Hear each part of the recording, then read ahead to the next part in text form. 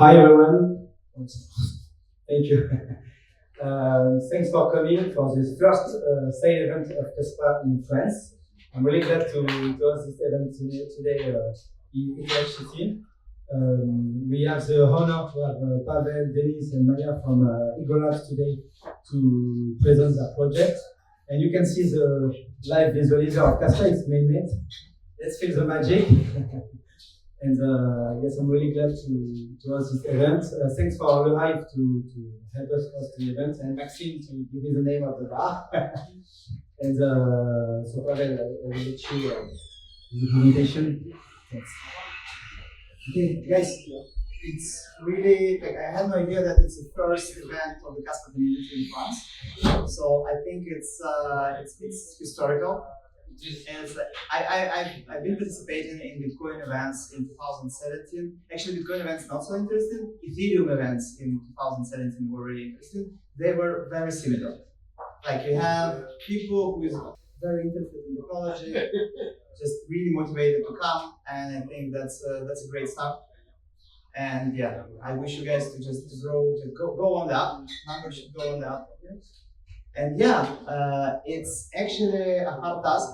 Very challenging, but super interesting for me to present not just our project, because I get used to just pitch our thing to people who more or less know about distributed ledger technologies and Kaspa in particular, but I'm not sure. So probably I need to cover lots of ground here. So let's check what's going on here in this room. Who knows about Bitcoin? What Bitcoin is? Okay, that's great. That's fine. Who heard about Kaspa? Great. So yeah, as I said, we have quite a territory to cover. So put it very simply, Kaspa is a very performant Bitcoin. In 2021, Harvard postdoc Jonathan Sampalinsky ideated the new protocol based on graph. And I think this visualization is great. This is actually a real-time visualization from Kaspa mainnet. So you can see what I mean exactly by graph-based blockchain. So you can see that there is a chain of blocks like in Bitcoin, but it's being formed from the graph which formed by the miners. Every square here is a miner.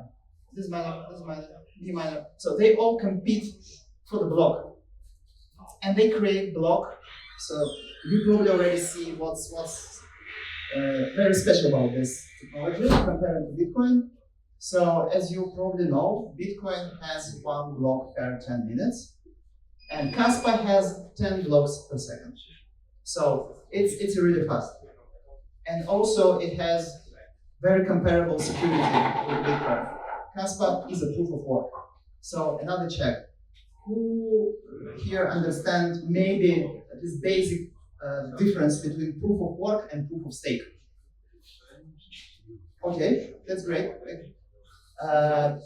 Most people think they understand it, by the way. It's really complex, but the very fundamental level is when you create blockchain based on proof of work, your nodes, your miners should solve a very complex mathematical problem, and this, when they solve it, they can actually build a block. In proof of stake, it's just based on your money. If you have enough money in your node, you can create a block. So proof of stake is easier to build, it's easier to scale, it's more flexible, but unfortunately it brings to centralization of nodes, centralization of capital, and it has worse censorship protection properties compared to proof of work. I won't go into videos about this. I know people who can debate it to the death. Actually, like really interesting to see people like hardcore Bitcoiners protect proof of work against proof of stake in Ethereum. As usual, the truth is out there somewhere in the middle. It's not. I'm not proof of work or proof of stake maxi, but the hard facts are it's harder to attack Bitcoin chain than Ethereum. It's a fact. The hard fact is to revert transaction, to revert block on Kaspa, you need tenfold or like order of magnitude more resources compared to Ethereum, for example. So yeah, proof of work is more secure. So this is the Kaspa. It's very performant Bitcoin, but it lacks just one more thing. It lacks programmability. What's programmability? It's ability to build smart contracts which can handle every possible task, from sending your money to watching your energy market, for example, or whatever you can program, actually. Like you can build any program on chain, and that's called programmability. And this was created by Vitalik Buterin, Gavin Wood, and other very smart people in 2016. They created Ethereum, which is essentially a world computer, which is based on proof of stake. Well, first it was based on proof of work, but now it's based on proof of stake. And Ethereum currently is the top platform for running smart contracts. There are tons of use cases for that. One of them is called decentralized finance. Essentially, we have parallel banking system on Ethereum. So if you're interested in this topic, I really suggest you look into this because it's already built. Like we already have a parallel financial infrastructure on Ethereum. But as I mentioned, proof of stake, unfortunately, is not the best consensus. It's not the best in security, decentralization, and censorship properties. This is why we want to build Igra Network. And here, actually, I think this visualization is great, but I want to put some of my slides here. Yeah. So Igra Network. So yeah, sorry, I forgot to introduce myself. I just realized. So I'm Pavel from Igra Labs. Maya here is my co-founder. Denis here is our OG co-founder and creator of the whole thing. OG Kaspa, by the way, he was in Igra Labs when Kaspa was launched. And we here want to present you Igra Network, which is a real-time programmability on proof of work.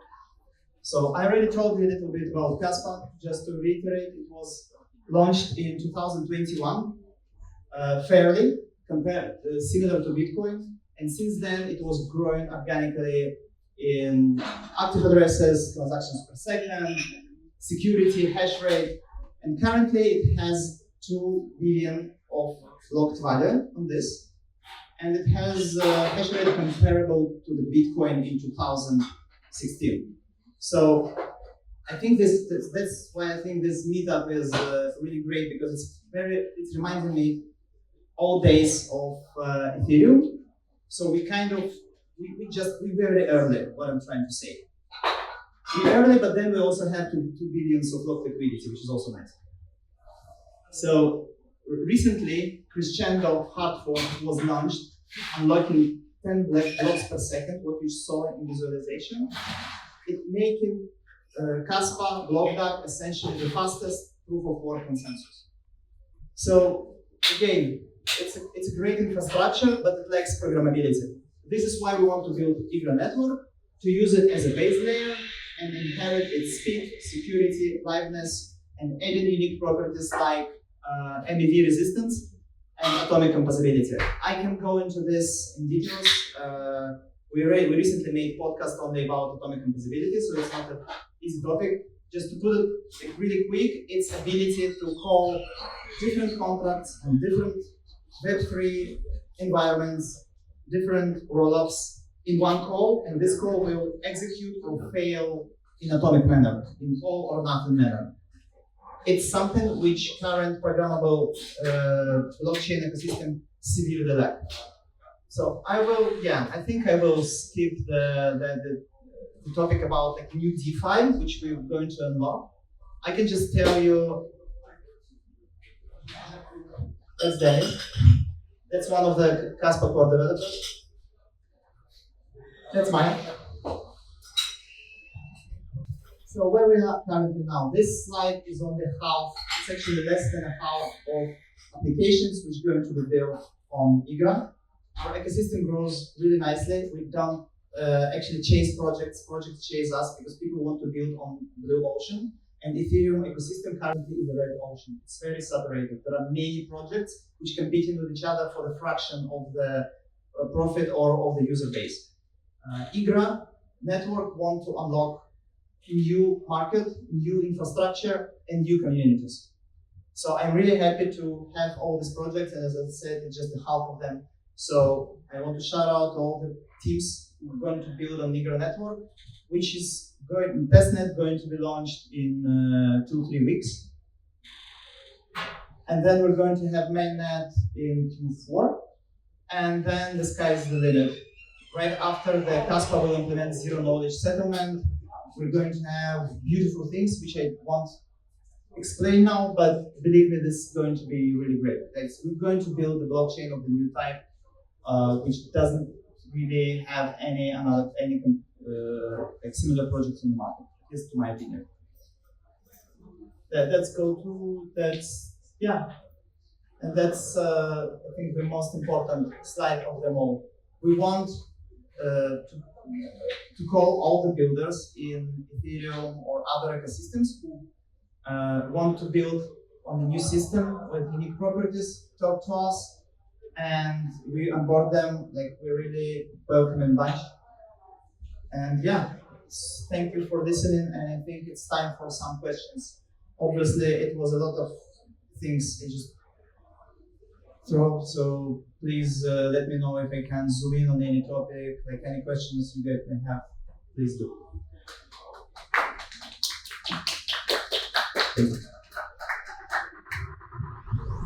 Could you elaborate a little bit on the applications that you developed, and what are the taking advantage of the specific speed of Kaspa?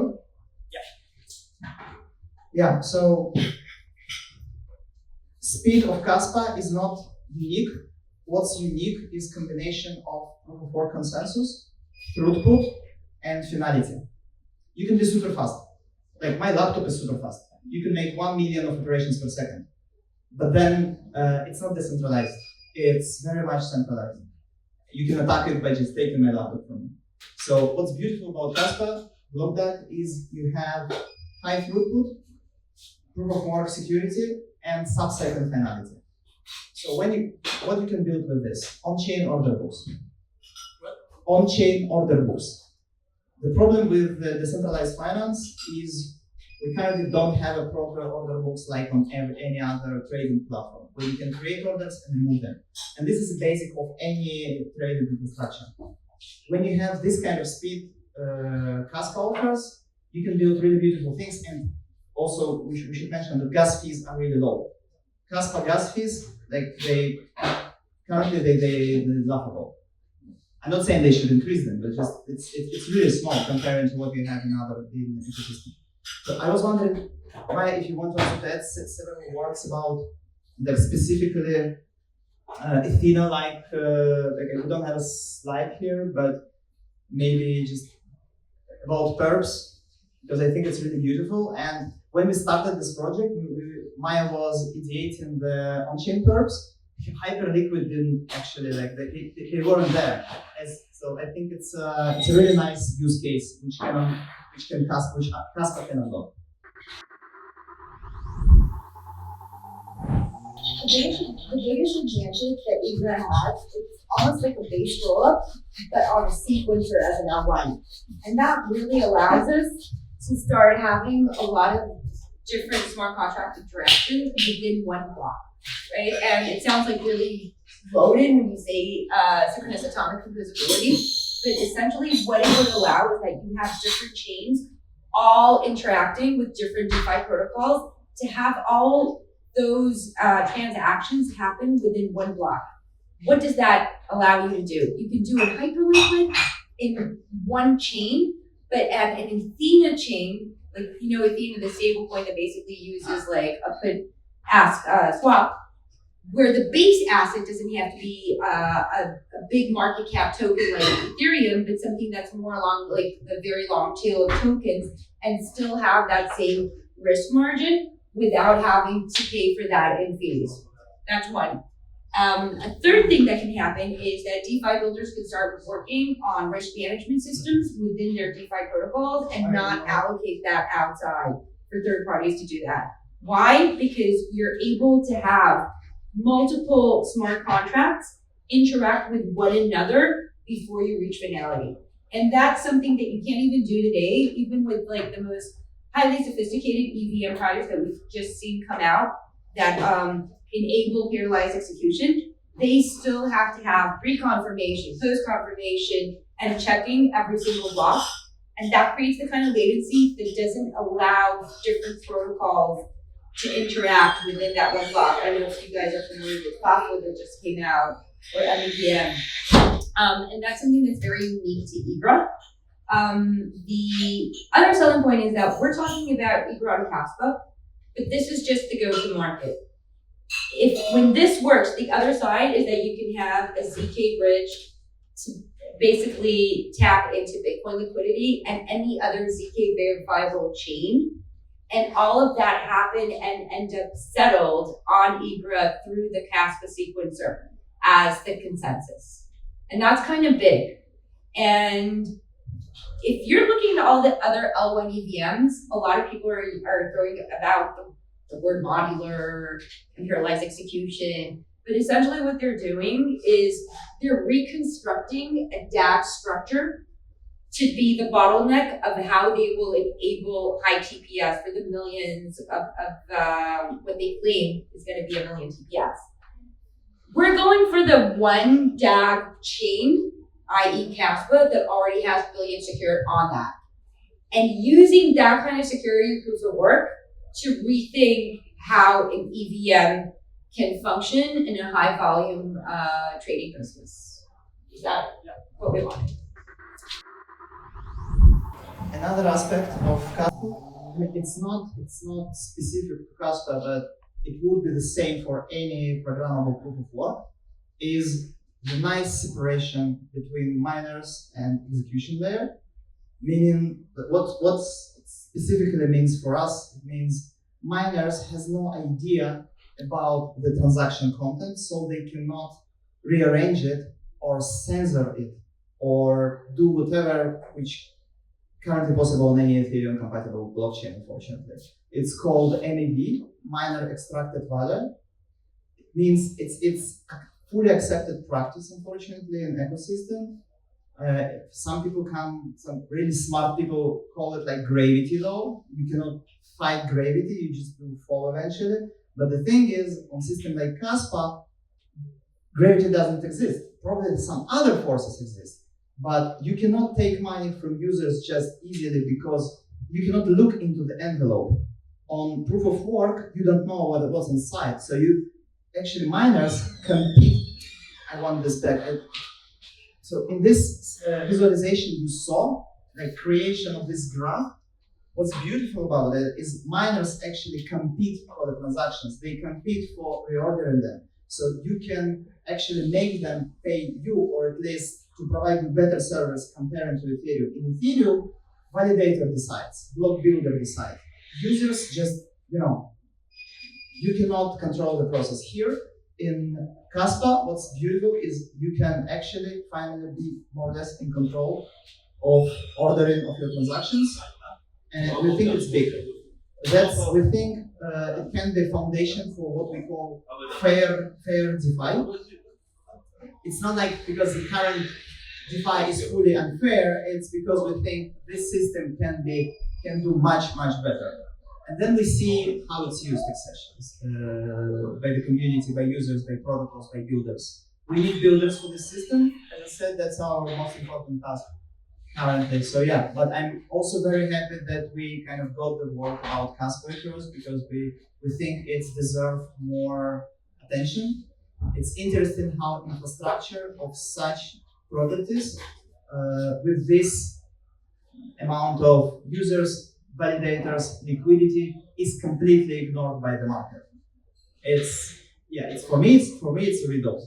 I don't get it. It's somehow, but sometimes it happens. It's like you speak to someone about the great book and they tell you they never read it and they're like, but it's the best book ever. And then, no, I never heard of it. Never heard about the guy.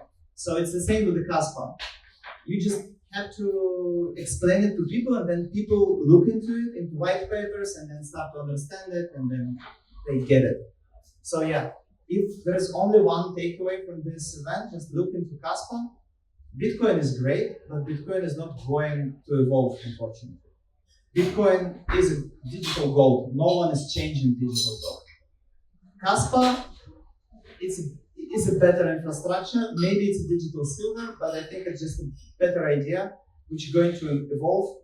And I, as a human being, I prefer things which evolve and not just lying there dead. So, yeah. That's what I like about this.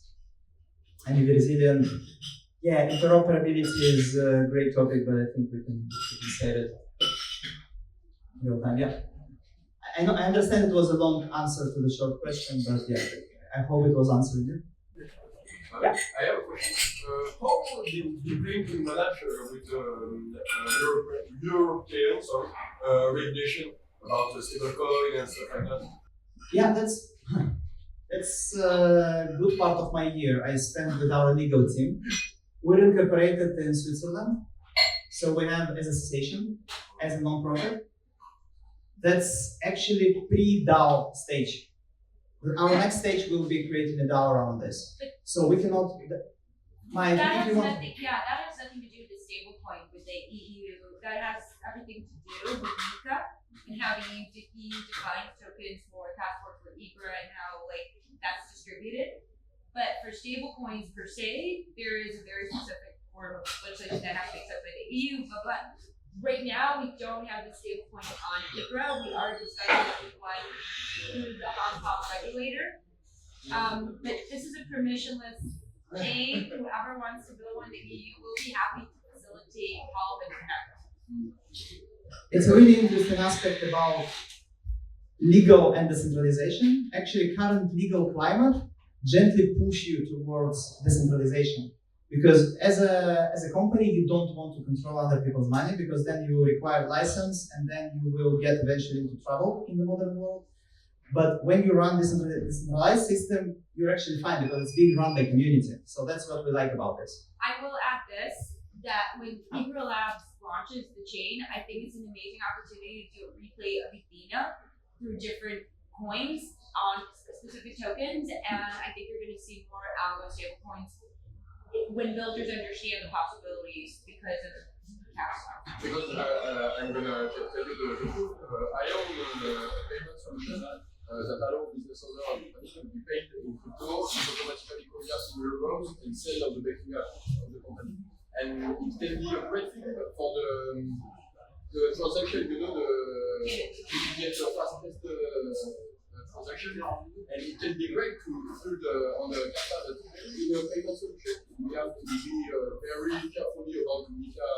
Yeah, so two things I think are very separate. One is on-chain payment networks, which I'm a big fan of. I had met two projects specifically that are building that. And two, issuing a stablecoin on-chain, whether it's centralized or decentralized. Those are two very different regulatory issues with two very different regulatory, legislative requirements. But bottom line, it's all solvable. It just requires some paperwork and some patience. And or good partners who can just take it on them, in terms of legal support and stuff like that. You need a Trump in the EthCC. Actually, I'm really happy to have several teams and ecosystem who is already looking into this direction, including that way also payment system in Hong Kong and stablecoins. So yeah, it's all working together. So if you want, we can connect you. We're actually going to open Discord really soon. Open Discord for everyone. People keep asking us where we have very limited social presence. It's by design, basically only through podcasts and X. But now, we're going to open Discord so people can ask us questions directly because it's about time. I think Under shill and over deliver. Yes, that's us. Yeah, I cannot even. It's a beautiful project. It's really tech-wise it's beautiful. It's simple. It's clean, but still there are many very complex aspects we have to tackle before going to mainnet. This is why we released testnet first relatively early. We spent less than 3 months between devnet and testnet, but then testnet is going to be a real test for, for truthful, all these weird scenarios. I don't know if you saw, we have a really elaborate post about reworks and reorganization. It's a complex topic, so we want to iron this out, make sure that we support it on layer 2 without glitches. We're going to publish our light paper in July as well. So yeah, watch this space. We're going to have lots of interesting things. 3 things that we do need one is more builders. People to come in and it's very easy, and even just for the ecosystem itself in terms of like everything else that's not necessarily on page. 2 is help with institutional adoption. We were having discussions over the last 2 days with different players from the Ethereum ecosystem of how their infra can basically be more compatible with Igra Labs when it launches. And 3, we're also looking for people to run as many Igra nodes. And I think that's pretty important because we want to be decentralized and have people play around with the testnet, give feedback, test us, fight us, like in terms of like test how, let's all kind of get together and try it out and get all the bugs and surface them up before going live.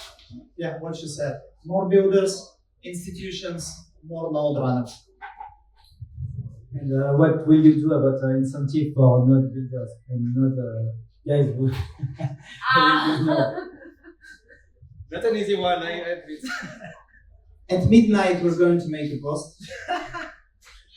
I hate to summarize it because there are lots of aspects there, but yeah, there is an early participation program, and the details will be in this post. So watch. You know what? That's a great question. Just too early. No, 5 no. hours early. Yeah, no, it's not. It's a great question because A, we have an answer. B, we already have a post, and 3. Launch it. And 3, there is still time. Yeah, that's. But we did it on purpose. Obviously, we wanted to come here and basically announce it here in Cannes. I think it's great. So yeah, it's happening. It's happening. You know, like in the office. It's happening. Maya, you know all this. Finality? Can we discuss finality? Yeah. Like we. I think finality is one of the most underappreciated topics in computer science. When I was looking into this, huge kudos to Shai Vygotsky, who I think should come back and help Kaspa to build proper narrative. He was really good at it, and it's really a big loss, I think, for community. But yeah, this guy actually explained how finality works in simple terms. Finality in the blockchains is the time after which reverting of transaction is economically, it doesn't make any sense economically. It's really hard to revert a transaction. For some blockchains, we're talking about minutes. For some blockchains, we're talking about days. And most of the optimistic rollups actually have a 7 days finality. So Kaspa, by its properties, has a several seconds finality or sometimes sub-second finality. It's still probabilistic. That's very important word here. The keyword is probabilistic. It's not deterministic, meaning that there is still very small possibility, very small probability that your transaction will be reverted. And that can happen with you guys on Bitcoin. It can happen in Ethereum. So you know there is a possibility it will be reverted, but this possibility comparable with the chance that Earth will crash with asteroid immediately. So we're fine. We're still alive. So means so same with blockchains. We build probabilistic systems. It's not deterministic. It's actually the big fallacy. People think that since it's software, it just works. Your transaction is there. It can never be reverted. No, any blockchain can be attacked. It's not as easy as bank. To attack a bank, it takes like really small effort, unfortunately. Or some website, like yes, you can go to the dark market and download tools for several $100s and then attack almost every website which is out there and just bring it down. Non-solicited.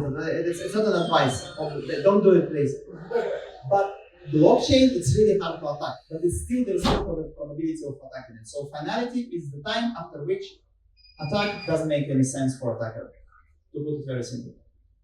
Thanks, Shai. So guys, I hope it made sense. Really glad to be here on the first French Kaspa meetings. And yeah, let's make it like in 5 years again. And I hope you will all be ready for the Kaspa, and you will be asking more questions. But yeah, thanks everyone for organizing it. Thanks the Hive Bar for hosting us. It's been a pleasure. Thank you.